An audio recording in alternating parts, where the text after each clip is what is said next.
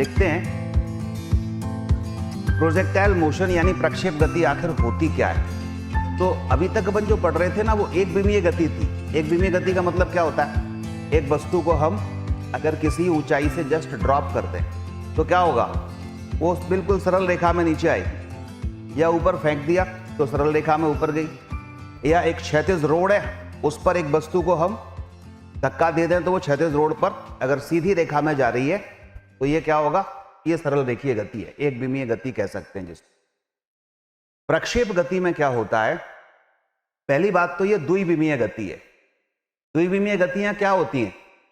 इनको परिभाषित करने के लिए आपको तीन अक्षों में से किन्हीं भी दो अक्ष की जरूरत पड़ती है, और जब दो अक्ष की जरूरत पड़ती है तो वो समतल गति हो जाती है। ठीक है, मोशन इन प्लेन, समतलीय गति, क्योंकि दो अक्ष मिलके क्या बनते हैं? प्लेन बनते हैं, समतल बनता है।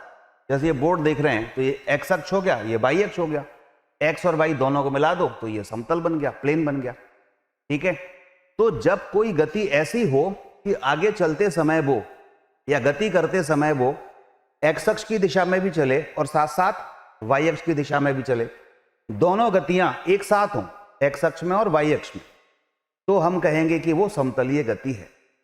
और ऐसे कई उदाहरण हैं, जैसे हम लोग जो चलते हैं ना जमीन पर, वो भी समतलीय गति होती है। हम जमीन पर चलते हैं, टेढ़े मेढ़े कहीं पर भी चले जाते हैं।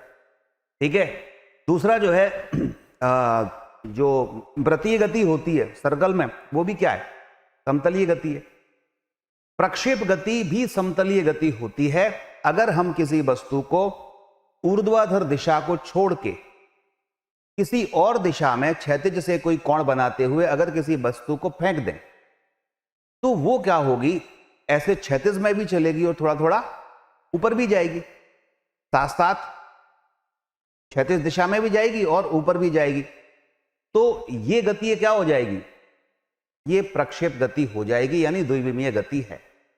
तो अगर आपसे पूछा जाए कि प्रक्षेप गति के लिए कौन कौन से ऐसे पॉइंट महत्वपूर्ण हैं जिससे हम ये कह सकते हैं कि ये गति प्रक्षेप गति है, तो सबसे पहला महत्वपूर्ण पॉइंट क्या है? वो गति समतलीय गति होनी चाहिए, यानी कि द्विविमीय गति होनी ही चाहिए, पहला पॉइंट। नंबर 2, वो गति कुछ इस प्रकार से होनी चाहिए कि उस पर लगने वाले बल या त्वरण जो कि नियत हो, परिवर्ती नहीं होना चाहिए। उस वस्तु पर लगने वाला बल या त्वरण कैसा हो? नियत हो, तो नियत होना चाहिए। और उस नियत त्वरण या बल की दिशा जो गति की दिशा थी उससे डिफरेंट होना चाहिए, उससे भिन्न होना चाहिए। ये सारी बातें अभी मैं समझाऊंगा आपको, अभी तो सुन लो। पहली बात क्या हो? समतलीय गति हो, प्रक्षेप गति। यही छोटे छोटे क्वेश्चन आजकल बन रहे हैं, वो यही पूछ लेगा, एक क्वेश्चन बना देगा प्रक्षेप गति में क्या क्या नेसेसरी है, क्या क्या जरूरी है। तो नंबर 1 समतलीय गति। नंबर दो क्या बताया? उस पर लगने वाला बल या त्वरण नियत हो। तीसरा, इस बल या त्वरण की दिशा गति की दिशा से डिफरेंट, हर पॉइंट पर गति की दिशा से डिफरेंट।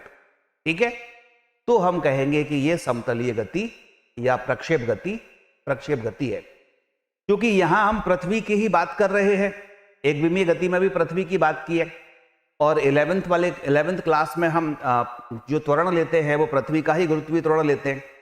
तो यहां जो बल आएगा वो गुरुत्वीय बल आएगा और त्वरण आएगा वो गुरुत्वीय त्वरण आएगा। तो हम कह सकते हैं गुरुत्वीय त्वरण की दिशा गति की दिशा से डिफरेंट। ठीक है, अब देखो इसी बात को अपन समझते हैं। यहां पर कई प्रकार की गतियां आएंगी। जैसे एक गति होगी जिसको कहते हैं ऑब्लिक प्रोजेक्टाइल मोशन, यानी कि हम त्रियक गति कहेंगे, और यही हमारे सिलेबस में सबसे ज्यादा है, त्रियक गति, ऑब्लिक प्रोजेक्टाइल मोशन। त्रियक गति का मतलब है कि जमीन से हम एक पत्थर को ऐसे तिरछा फेंकते हैं, तिरछा फेंक दें, ऐसे जाके ऐसे गिर जाएगा पैराबोलिक पाथ फॉलो करते हुए। तो ये मैंने तोप लगा रखी है, देखो तोप दिख रही है आपको, और इसमें से गोला फेंकेंगे, और गोला ही नहीं, अपन बहुत सारे जो वस्तुएं दिमाग में आ जाएं वो फेंक सकते हैं। और ये ऊंचाई है, अभी कितने ऊंचाई पर रखी है मैंने? 10 मीटर की ऊंचाई पर रखी है, इसको अब एडजस्ट कर लेते हैं। सबसे पहले अपन इसको ग्राउंड से फेंकेंगे, तो इसको ग्राउंड पे ले आते, आ गया ग्राउंड पे, जमीन से फेंक रहे हैं अपन।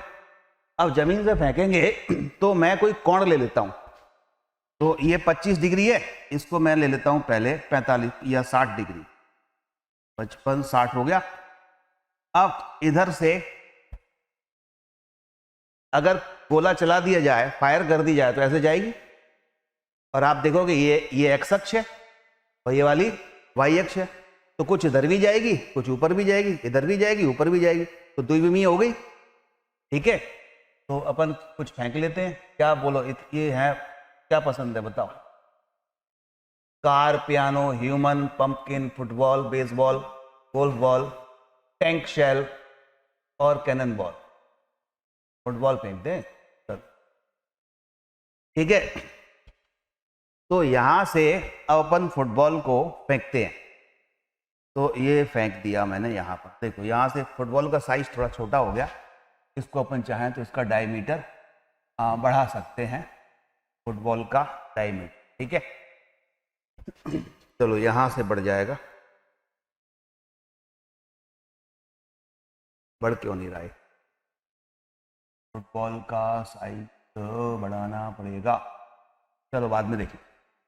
तो ये बात समझ में आ गई कि जैसे अपन ने इसको ऐसे फेंका, ठीक है, तो यहां जाकर के यहां गिर गया।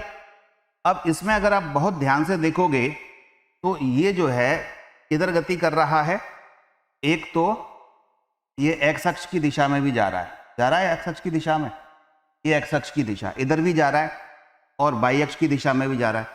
जैसे ये पॉइंट है, इस पॉइंट पर अगर मैं विचार करूं तो इस पॉइंट पर ये किधर आया, एक्स अक्ष की दिशा में भी आया और ऊपर वाई पर भी गया।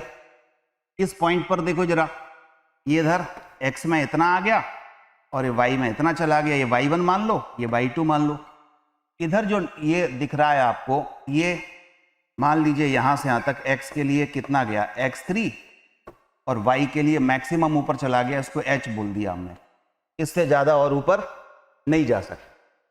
और आगे बढ़े, यहां कहीं देखो तो x इतना आ गया, मान लो x4, और y के लिए कितना हुआ, ये y4। यहां पर गए तो ये पूरी जितनी क्षैतिज दूरी तय करनी थी उतनी दूरी तय कर ली, और y फिर कितना हो गया, 0। ठीक है, अब इसमें आप ध्यान से अगर देखो तो x तो कंटिन्यूअसली बढ़ता जा रहा है, लेकिन y पहले बढ़ता है, यहां मैक्सिमम हो जाता है और फिर कम होना शुरू हो जाता है। ठीक है, और एक साथ हो रहा है ये, मतलब x और y गतियां एक साथ हो रही हैं एक ही टाइम पर।